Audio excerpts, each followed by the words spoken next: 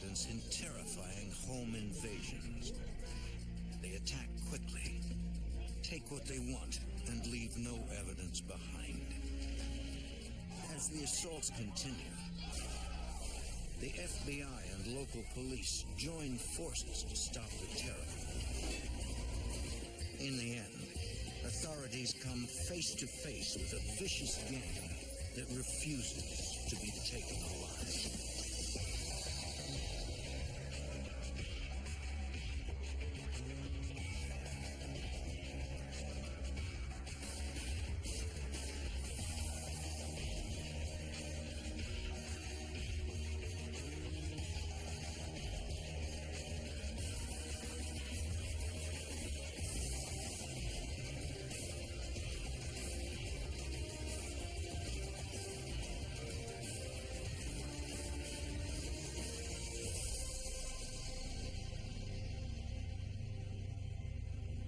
In the 1990s, neighborhoods in Detroit were terrorized by a gang of robbers. Impersonating police officers, they invaded over 100 homes, robbing, raping, and torturing their victims. I'm Jim Kallstrom, former head of the FBI's New York office. The extraordinary number and sheer magnitude of these home invasions stunned authorities. As residents feared for their lives, agents teamed up with local police to take down this sadistic gang.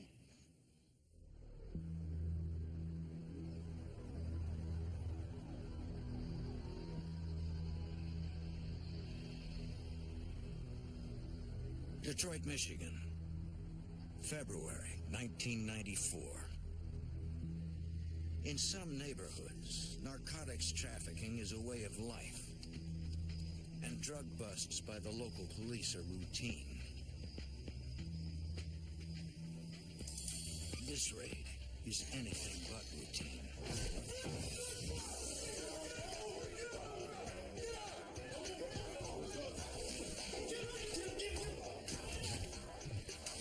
The men ask the resident where he keeps his drugs and money.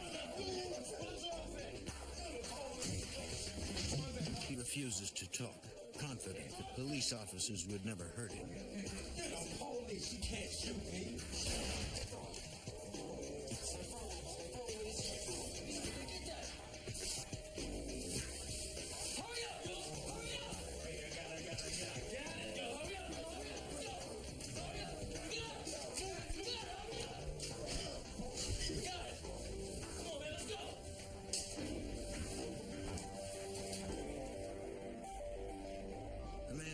Police and reports that officers broke into his home, assaulted him, then stole money and jewelry.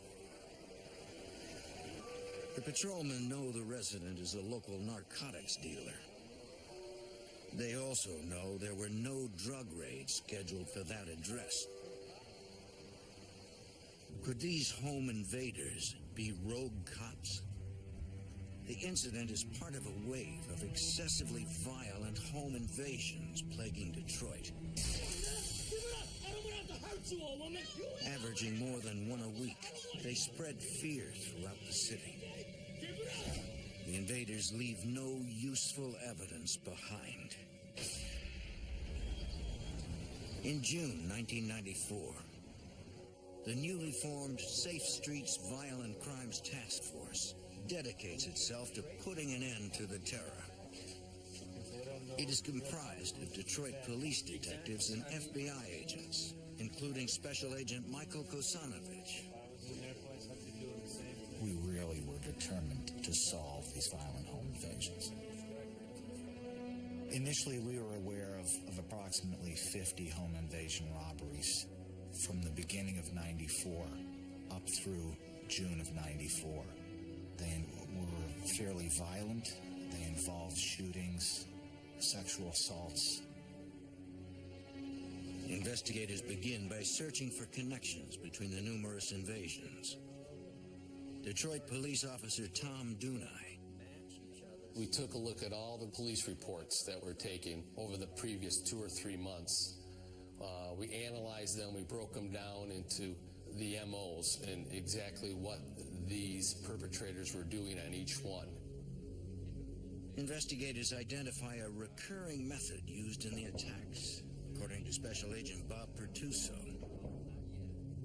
The gang used a dynamic approach that law enforcement officers use when they execute a search warrant or make an arrest to gain quick entry into a home and then take control of the occupants. They all wore masks, and they were all armed with semi-automatic pistols, assault rifles, MAC-10s. Based on this consistent MO, the task force suspects that a single group is committing most of the invasions. We were able to narrow this down to, yes, it was a gang of about anywhere from 4 to 8. The descriptions all fit the same. Their MO was the same. Everything was the same on almost every home invasion. To gather more first-hand information, investigators re-interview the victims of the home invasions. And you had some excitement here the other day. They learn that most of them are involved in narcotics trafficking. FBI Special Agent Michael Kosanovich is not surprised that dealers are reluctant to talk. They don't want to reveal the fact that they were selling drugs or conducting illegal activity out of that residence. Detective Sergeant Tom Barry tells the dealers that the task force has no interest in busting them for narcotics. People are getting raped. They're violent. We don't care about the drugs. We need your cooperation. About 90% of the time, the drug guy come on board. You come on our team and say, hey, I deal my drugs. I know that's not right. I'll tell you what I know about this case. Pulls a gun at me, and I'm like, he's a cop, you know. Investigators discover that some home invasion victims are not drug dealers. These sometimes elderly people, they're panicking, they're crying, they're begging. Got guns to the side of their head. Where's the dope? Where's the money? Where's the dope? Where's the money? There isn't any money. There isn't any dope. The gang has simply hit the wrong house. Realizing that there are no drugs or money, they turn violent. Did they ask you? We heard all the horrible stories of the torture, 80-year-old women, pistol whipped, hit with the butts of shotguns. FBI Special Agent Martin Vandervliet. What really bothered us the most were the sexual assaults of the females who were present on 6 of the home invasions. One in particular, a mother and her 15-year-old daughter were raped simultaneously by 2 members of the home invasion group. Just the look in their eyes, the fear,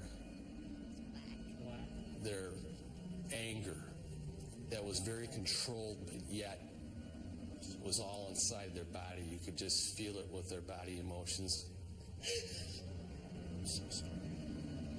The little girl, without saying it, just through her eyes, she said, "Please help us.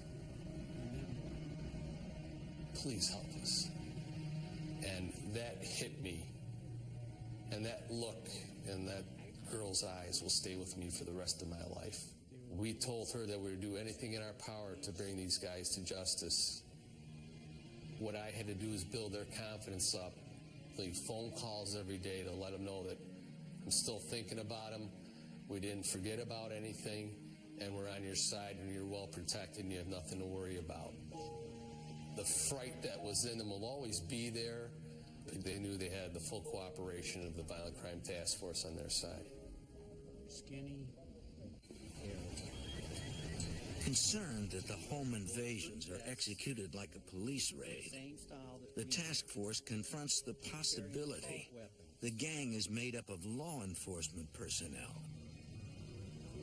We checked to see any recent officers that have been fired from the job, maybe were accused of illegal use of narcotics, because this was all revolved around narcotics, you know. So you would check, you know, any ex-narcotic officers, and there was nothing.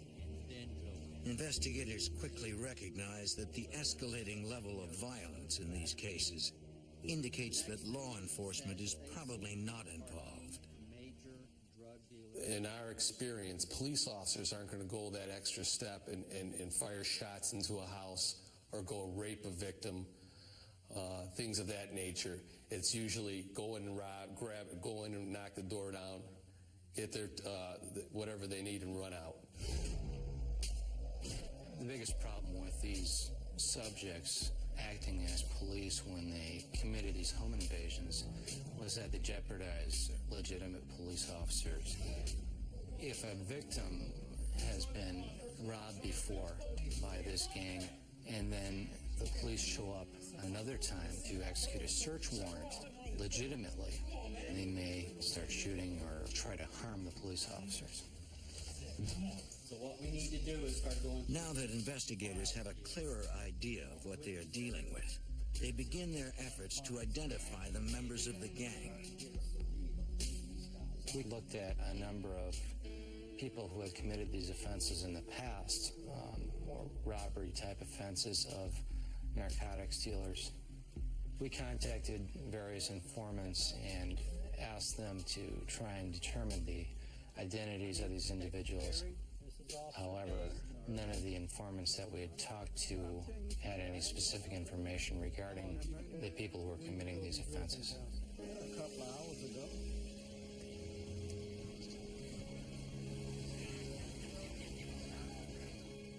Over the next month, the home invasions continue, but the task force makes little progress.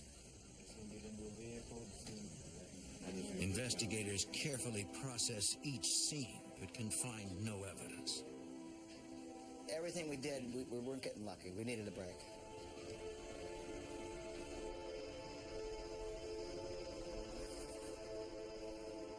July 26, 1994. Nearly 2 months after the investigation began.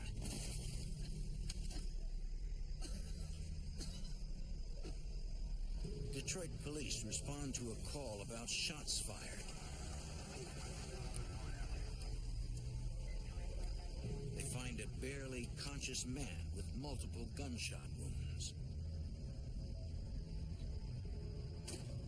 He has a gun, police jacket, bulletproof vest, and a ski mask.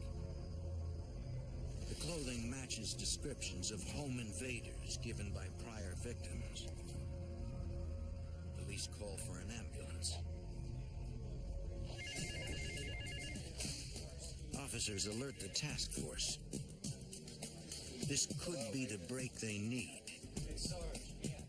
Here's a guy, he's got a gun on him, and he's got a police vest on. And my only hope at the time was, please don't die. Please don't die. Agents rush to the hospital, hoping the man pulls through. In Detroit, a joint FBI and police task force tackles an epidemic of violent home invasions perpetrated by an elusive gang who uses police-style tactics.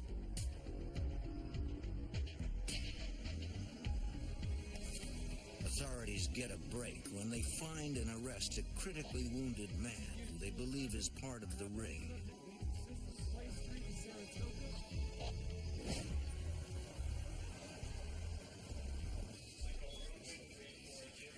FBI agents go to the hospital to question the suspect.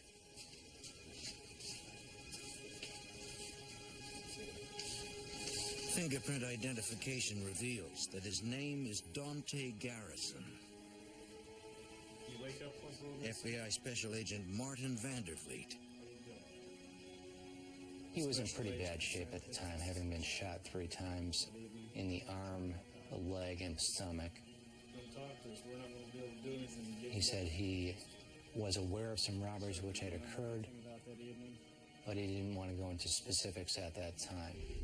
At Detroit Police Headquarters, the task force discusses strategies for persuading Garrison to cooperate. When the suspect's name comes up, Detroit officer Al Page recognizes it. He says he knows his family, and it even once held Garrison when he was a baby. Investigators return to the hospital. and Officer Page exploits his relationship with the suspect's family, hoping to cajole Garrison into cooperating. The ploy works. Garrison agrees to talk in exchange for immunity from prosecution.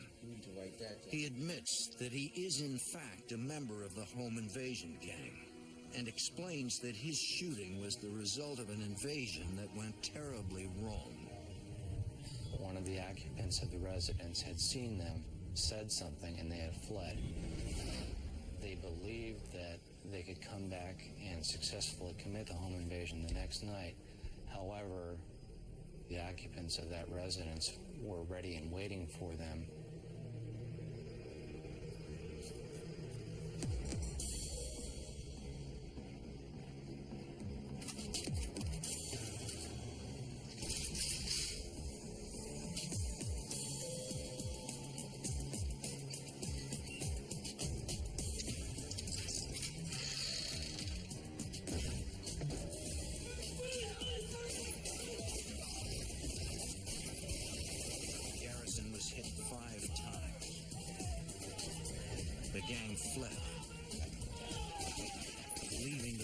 Garrison to fend for himself. Special Agent Bob Pertuso. And that was the difference between these criminals and law enforcement. A law enforcement officer would not leave a fellow officer shot in some backyard. Knowing Garrison is in poor physical shape, the task force keeps the interview short. They need to keep him healthy. He was eventually moved out of the hospital and allowed to recuperate at home. Once he became capable of moving around without any assistance, it was decided that we should take him to an off-site location to have him fully debriefed. The FBI secretly moves Garrison to a safe house outside of Detroit. The way it worked was... During intensive interviews, Garrison reveals that the gang has several more members than previously suspected. As it turned out, it wasn't the same group of individuals who were committing these home invasions every time. It might be from 3 to 10 members. And it really depended on who was available when the call went out, who could respond to commit that home invasion that evening. Garrison divulges that 2 career criminals control the gang. Obie Carter and Andre Woods. Obie and Andre Woods directed and determined which targets would be hit and which individuals would go on specific home invasions. Once a residence was targeted for a home invasion, Obie Carter would page all the gang members that were going to be involved that night. A few of the members would go out and conduct some surveillance on that location. They would try and identify residents, how many, ages. They would return back to the gang, debrief everyone, and then meet again later that night to actually conduct the home invasion. Garrison reveals that Andre Woods actually stages mock-up raids for training purposes. Andre Woods had taken the gang members to vacant houses to practice police-style raids. Said they would be familiar with techniques as far as how to make entry into the residence. They would enter just as the police would enter to secure it. Once the residents are neutralized, the gang interrogates the victims. According to Garrison, Woods is extremely violent. He rapes some of his victims and tortures drug dealers when they won't talk. Every week, every 2 weeks, A lot of times, if the victims would not tell them where the money or the drugs were, they would physically beat them or shoot them until they were willing to provide that information. Once a home invasion was complete, they would return to the predetermined location. The money would be divided evenly among the members. Any valuables that someone was able to pick up, it was theirs to keep. Although Garrison's cooperation is critical to the investigation, it is unlikely that his testimony would stand up in court. It would just be his word against theirs, and that would not be sufficient to prove beyond a reasonable doubt that these individuals were guilty of these crimes. We needed admissions from these people, or we needed to catch them in the act of committing a home invasion to be certain that they would be locked up. Authorities must hit the streets and find a way to take down this violent gang. Detroit police and the FBI work to shut down a dangerous home invasion gang.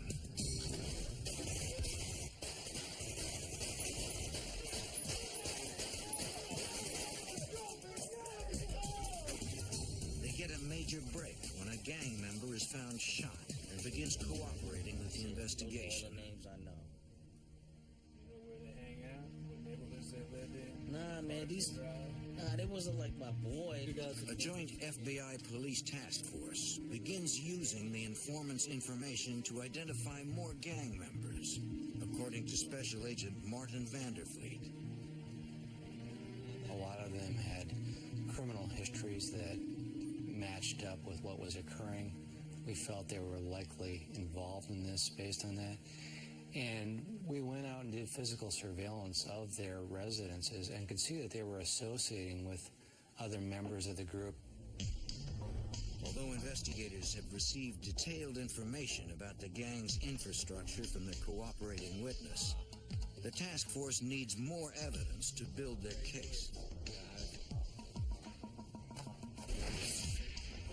Authorities show photo lineups of the suspects to the gang's victims, hoping they can identify their attackers. Take your time. Detective Sergeant Tom Berry. The bad thing that we ran into is the victims could not identify them. They were in masks.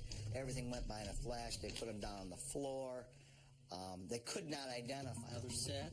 The inability of witnesses to pick out their attackers hurts the case. Take your time.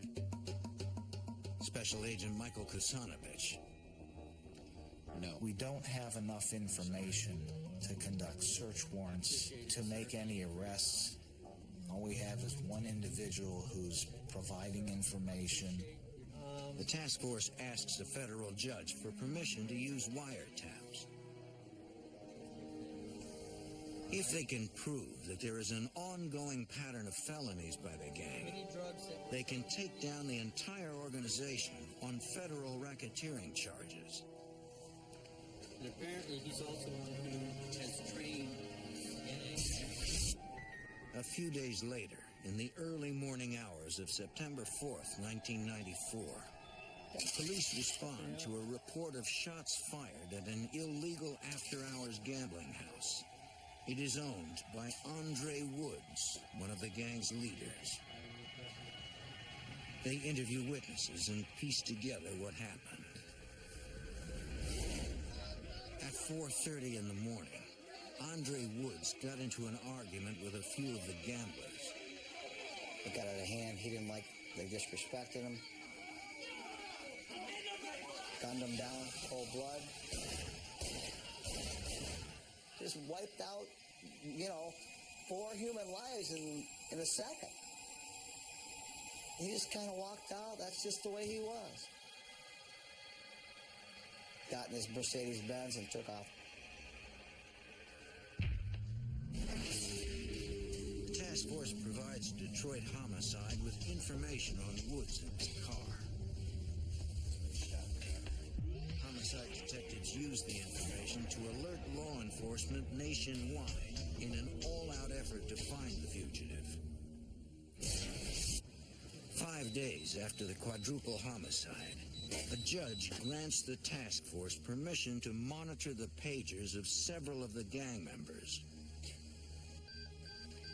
They begin collecting phone numbers and discover a consistent pattern of calls between them. It shows further evidence of the gang's organization. A week later, the unimaginable happens. Fugitive Andre Woods strolls into Detroit Police Headquarters. He walked in and said, "Hey, I hear you guys are looking for me." Police believe Woods turned himself in because the manhunt was getting too hot. He thought it would be easier to fight the charges in court.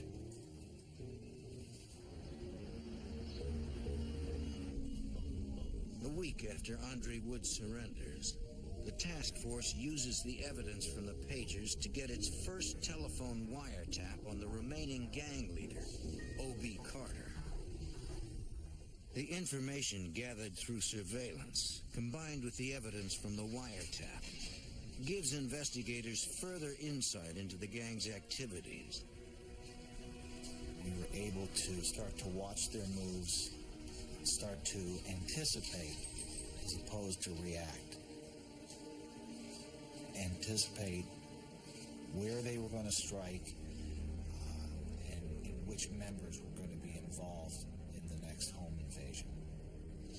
Monitoring phone conversations, they learn to recognize gang members' voices and code words. The gang calls their home invasions licks. Detroit police officer Tom Dunai. After we kind of knew that they had just got done with a lick, they all get on the phone and start talking about it and laughing about it and telling how much money they got out of a certain house or how many guns they got out of a certain house. Then they would talk about narcotics that they got out of the house. From these intercepted details of the crimes, investigators are able to connect the gang to specific home invasions. They weren't very descriptive, but they were descriptive enough where we knew what they were talking about, what they got out of the house. So we were able to match that up with the reports of the victims stating to us what was taken from the house at the time of the home invasion. But it is still not enough. We didn't know specifically which individuals in that group had committed the home invasions. We still needed more information, and we really wanted to catch them in the act of committing a home invasion. One night, a surveillance officer is watching a home where gang members are meeting. Suddenly, an unmarked Detroit police car pulls up. Before surveillance can radio a warning, 4 plainclothes officers jump out and head in the direction of the gang house. Dispatch tells surveillance that the 4 are working on another case, looking for a possible fugitive at the house next door. The officer is worried that the violent gang members don't know it.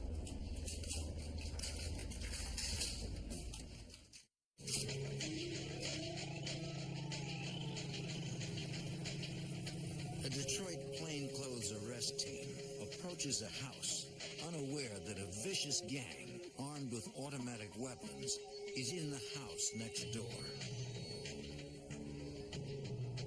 Yo, fellas, cops!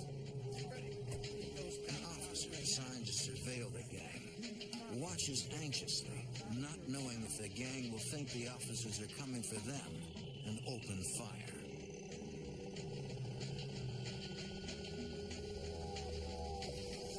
After a few tense moments, the officer is relieved to see no indication of a gang response.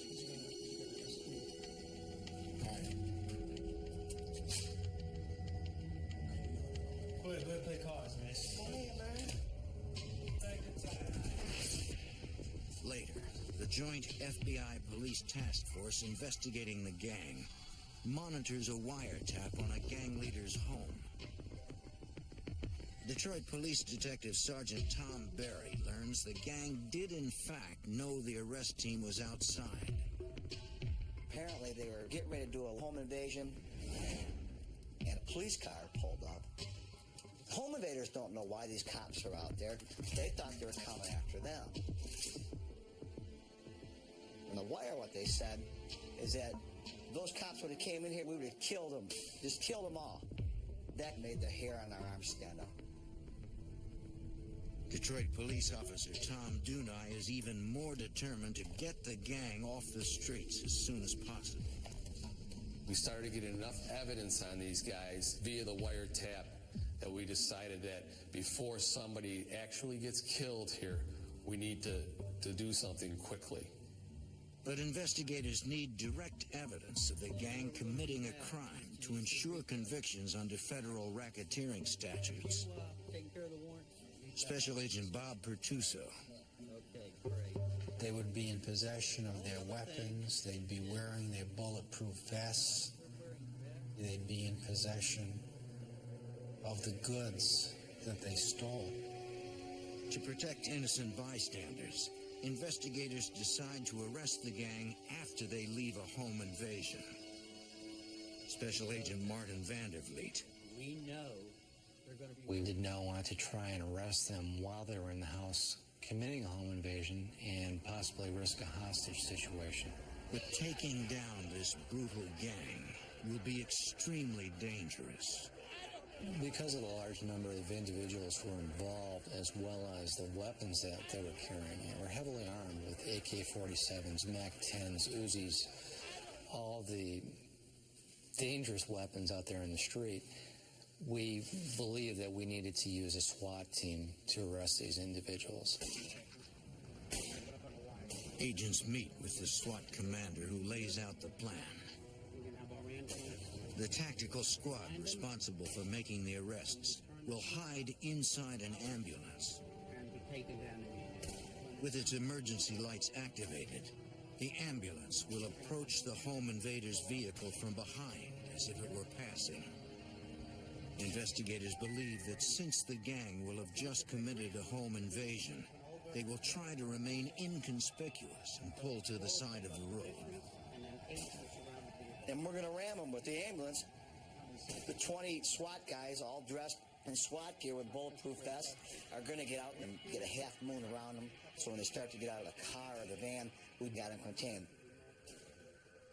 We didn't want to get into a chase. That was one of our things we didn't want. And that's why we decided to ram them, disable their vehicle. We didn't want to chase.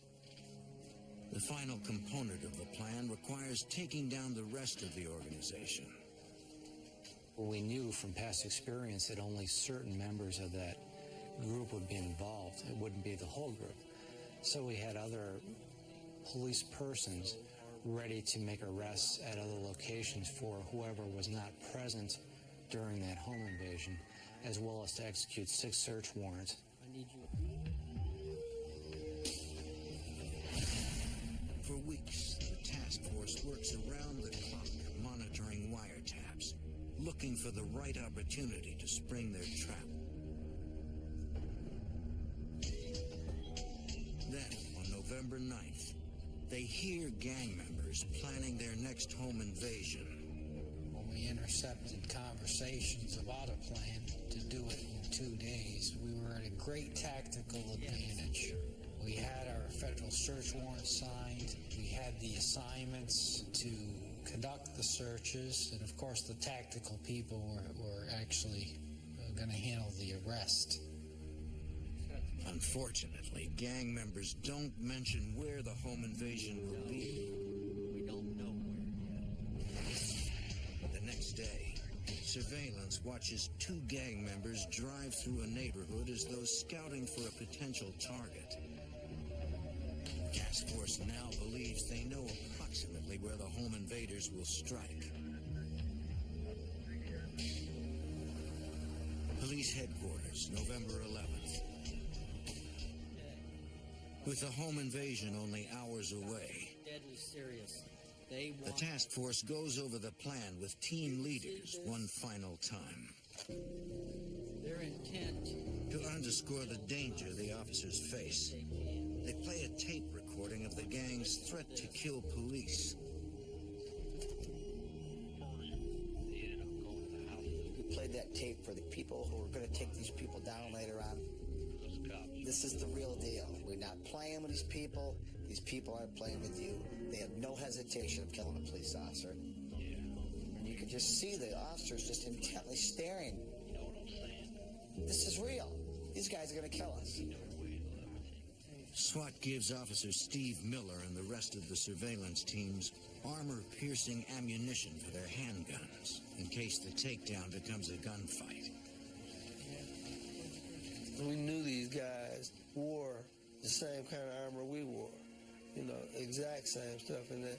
And we knew that they were shooting armor-piercing rounds out of their weapons. So, you know, we had to try to at least be on level par with them.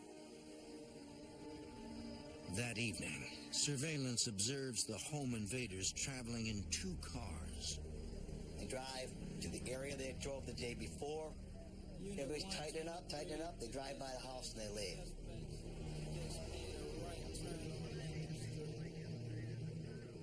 Well, they don't do the robbery. So we're thinking, what the heck's going on? FBI Special Agent Martin Vandervliet follows the gang from a distance. We didn't want to get too close because we didn't want to risk these individuals seeing police in the area and possibly aborting their raid. The home invaders enter a dark alley and suddenly cut their headlights. They disappear into the darkness, making it impossible to tell whether they parked or continued through the alley. Police cannot move in for a closer look without potentially blowing their cover. If the home invaders get away, they will be free to commit another heinous crime.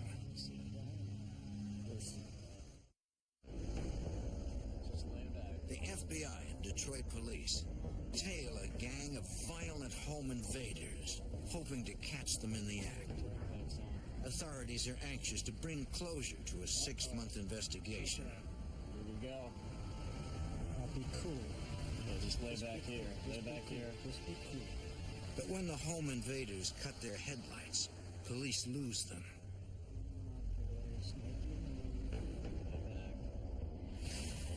Minutes later at the operations center, Detroit Detective Sergeant Tom Berry learns from 911 that the gang has struck again.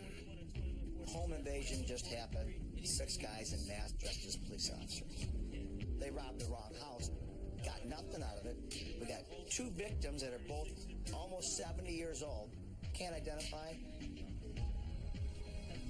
Since the home invaders did not steal anything, investigators decide not to make any arrests. There's simply no evidence to tie the gang to the crime. We can't prove our case, so we sit and we wait. Agents and officers scour the area looking for the home invaders.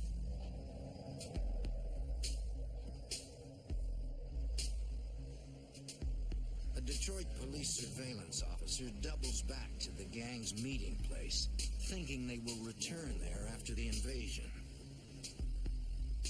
When he arrives, he sees them coming out of the house, dressed in their raid clothes and getting into a van. It appears that the gang is heading out for another robbery.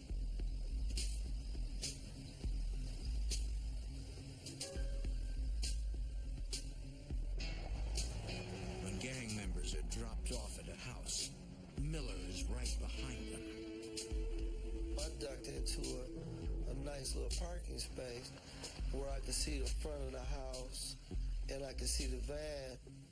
I adjust my mirrors, you know, and get in my surveillance mode. Finally, authorities are in position to actually see the home invaders commit a crime.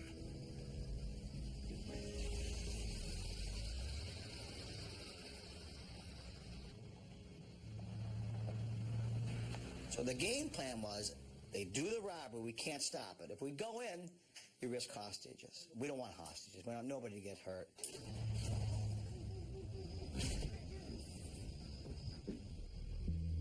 Suddenly, Officer Miller notices the home invader's van creeping up behind him. My my heart starts pounding. I'm like, this guy saw me. I got my weapon in my hand, and just in case anything happens, I got to be ready.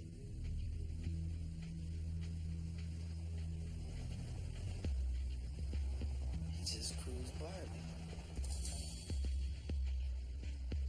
The van pulls up to the house. These guys came running out, just all kind of stuff in their hands, and they all jumped into the van. With a confirmed invasion, the task force puts their arrest plan into motion. Now we're ready to go. Now we're going to take them down. We turn it over to the SWAT team. An ambulance loaded with SWAT personnel approaches the gang's van and attempts to disable the vehicle by ramming it. But at the last second, the van speeds up, and the ambulance cannot make a strong hit.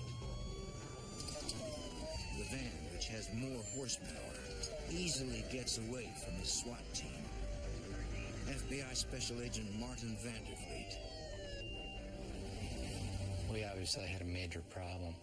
We had 6 highly armed individuals in a van, and we had to stop them. Surveillance teams begin pursuing the van, knowing the chase will likely end in a gun battle. FBI Special Agent Bob Pertusi. Whenever you have armed robbers running from the police, wearing bulletproof vests, armed with automatic weapons, once they broke through the attempts by the police to stop them, there was going to be a confrontation. Absolutely. Officer Miller and the other pursuit vehicles continue to chase the van through the streets of Detroit. Suddenly, the van's rear doors open, and the gang begins shooting at law enforcement. A SWAT sniper inside one of the chase cars returns fire.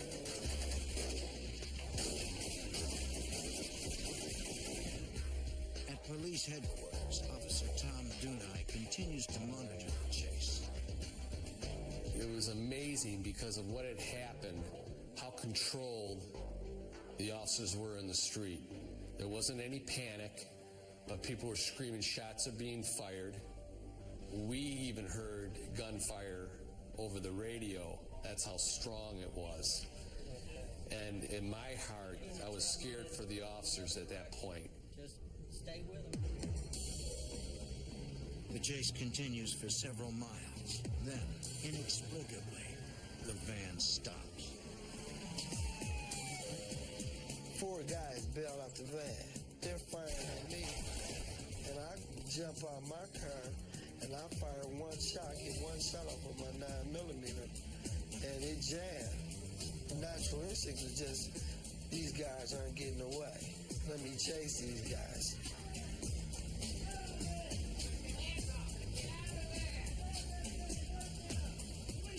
SWAT officers order the remaining 2 home invaders to exit the van.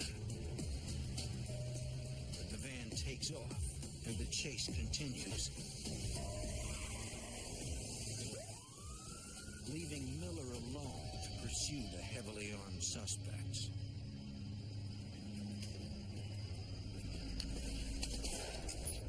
It was like I could feel the bullet going by. To this day, I can't explain to you why I didn't get shot.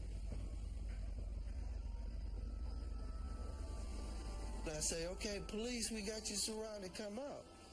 Miller thought other officers were following behind him. He suddenly realizes he's all alone. And it's like a ghost town. I mean, nobody there. Even worse, he does not know where his attacker has gone.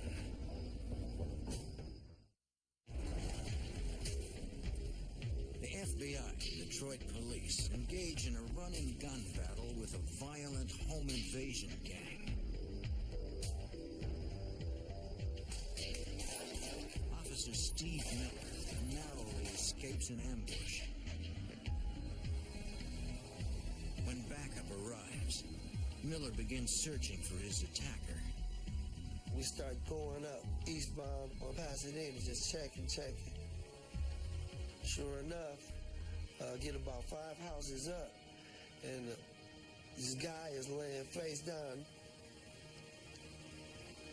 So I'm like, okay, get up, get up. And, he wasn't moving, kind of lifeless, so I reached around the field, to see if I could get a pulse from him. He's dead. He's dead.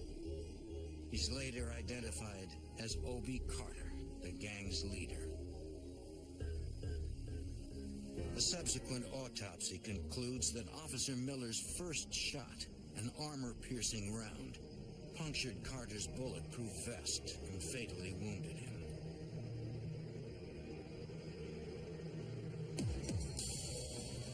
Miles away, the police chase comes to an abrupt end when the gang's van breaks down.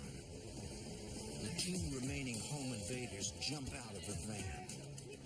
One surrenders, but the other will not go down without a fight. FBI agents pursue the fleeing gunman.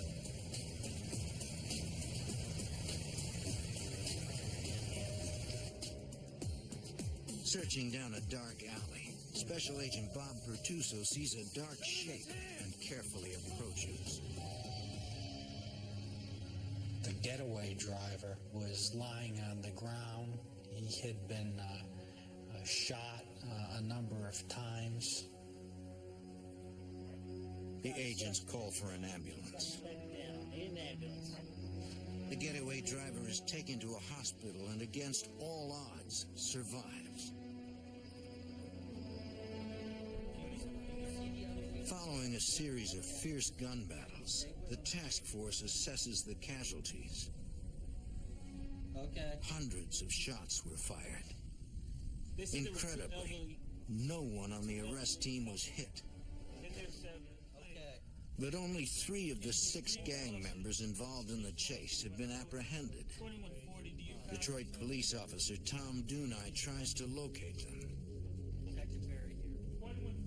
What I had done was call local hospitals to find out if anybody was admitted with a gunshot wound. And we called around at a few hospitals. We had a hit at one hospital, and they says, oh yeah, somebody just came in with multiple gunshot wounds. At the hospital, Dunai confirms the gunshot victim is one of the fugitives.